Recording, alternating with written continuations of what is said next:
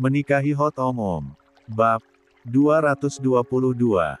Widya kala itu juga selalu mendoakanmu saat di rumah sakit. Perempuan itu selalu membacakan doa keselamatan dan kesembuhan di samping kupingmu. Lakukan itu, Mahesa, lakukanlah hal yang sama. Pergilah, sebentar lagi ibumu datang, tidak perlu mengkhawatirkan Eyang. Mendengarkan penjelasan sang kakek membuat hati Mahesa semakin tidak menentu. Sepeduli itu mantan istrinya itu padanya. Ayo, pergilah. Tanpa menunggu lama, Mahesa pun beranjak dari tempat duduknya. Ia melangkah pergi menuju ruang rawat gadisnya. 2X Nurse Station. Maaf, dok.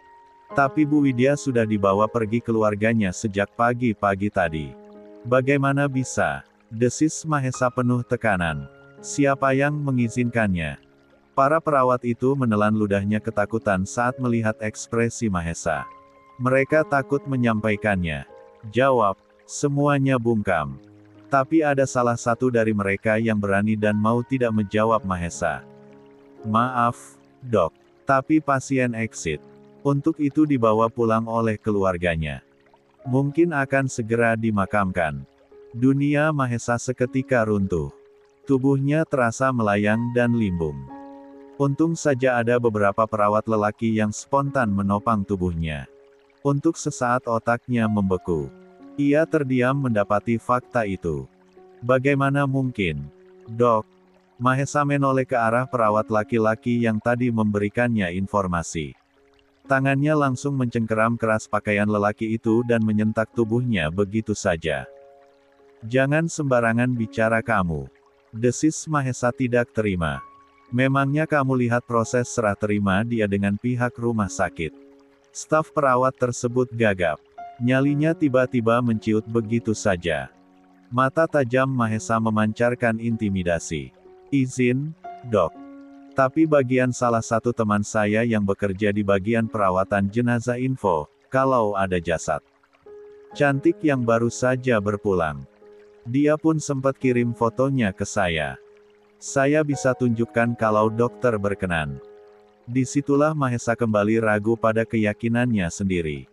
Apa yang coba ia sangkal seolah coba dibantah oleh perawat tersebut. Ia pun melepaskan cengkeramannya begitu saja dan membiarkan pegawainya itu menunjukkan sesuatu itu padanya. Tunjukkan.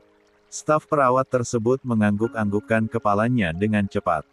Baik, dok. Baik. Tunggu sebentar. Tak meraih ponsel yang ada di saku celana bahannya lalu membuka grup chatnya. Di sana masih terdapat foto perempuan yang dia maksud. Ini, kan, dok. Pasien suite room kamar 102, yang biasanya dokter jaga. Mahesa mengambil alih benda pipi itu, memperhatikan secara seksama. Ia lihat tubuh perempuan itu sudah diselimuti oleh kain putih sampai batas batang leher. Kedua lubang hidungnya juga sudah disumpal oleh kapas. Begitupun dengan kedua telinganya. Bagian kepalanya bahkan sudah diikat dengan kasa agar mulutnya tidak terbuka. Prak! Bun! Ponsel tersebut jatuh begitu saja dari genggaman tangan Mahesa. Tangannya kembali meraih pakaian staf perawat tersebut. Kamu bahkan tahu kalau saya selalu menjaganya. Kenapa tidak beritahu saya kalau dia dibawa pulang? Maaf, dok. Tapi menurut informasi, keluarganya seperti tidak ingin dihambat. Mereka ingin membawa pasien pulang dengan segera. Lelaki itu menundukkan kepalanya. Merasa prihatin melihat Mahesa. Jam berapa dia dibawa? Jam berapa? Walau pikirannya sudah kacau balau, Mahesa tetap berusaha menggali informasi.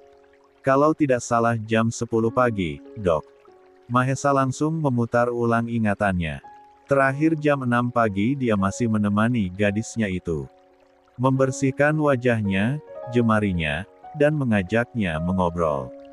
Dan untuk pertama kalinya hari ini, ia meninggalkan perempuan itu cukup lama sebab harus bergantian menjaga Eyang juga sekaligus ayahnya. Tapi kepergiannya yang hanya beberapa jam itu banyak membuatnya melewatkan sesuatu. Kini sudah pukul 2 siang. Jika beruntung, ia masih memiliki peluang untuk bertemu dengan wanita itu untuk yang terakhir kalinya. Jika tidak, maka tidak akan pernah lagi ada kesempatan. Sungguh, ia menolak percaya sebelum melihat dengan mata kepalanya sendiri. Melepaskan cengkeraman tangannya pada staf perawat yang ia interogasi, Mahesa segera memutar tumitnya.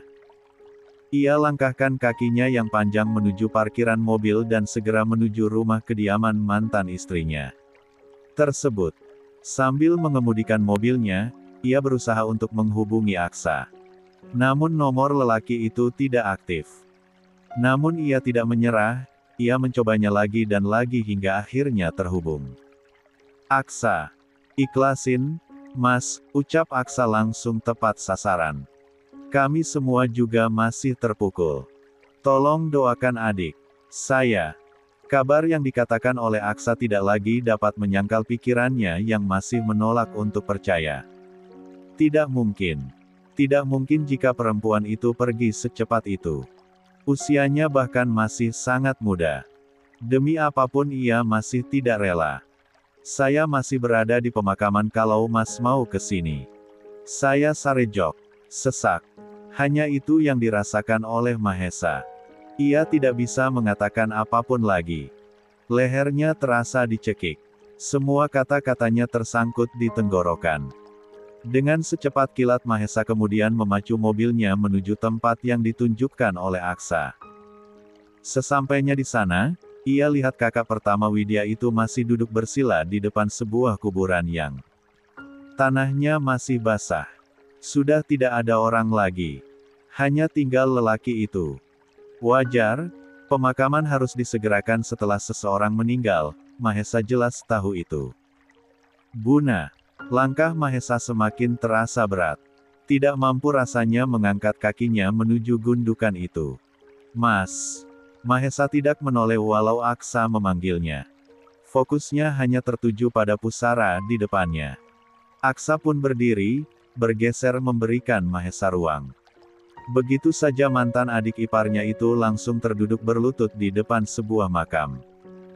Air matanya langsung berguguran tanpa bisa dicegah. Kepalanya menunduk. Pundaknya bergetar hebat. Sebab rasa kehilangan yang begitu mendalam. Rasanya seperti sebuah mimpi buruk. Ia benar-benar tidak percaya ini. Kenapa kamu tidak memberikan Mas kesempatan, Bun? Tanya Mahesa. Kenapa kamu menghukum Mas seberat ini? Prihatin. Hanya itu yang bisa Aksa rasakan. Tangannya pun terulur untuk mencengkeram bahu Mahesa yang masih berguncang. Ikhlasin, Mas. Nggak ada yang bisa kita lakukan selain berdoa. Dan runtuh, itulah yang dirasakan bumi Mahesa saat ini. Setahun kemudian kediaman Anggun. Saya mohon sama kamu, Mentari. Tolong pertemukan saya dengan anak-anak saya. Saya ingin melihat mereka. 1 tahun sudah kepergian Widya. Dan selama itu pula hidup Mahesa terpuruk.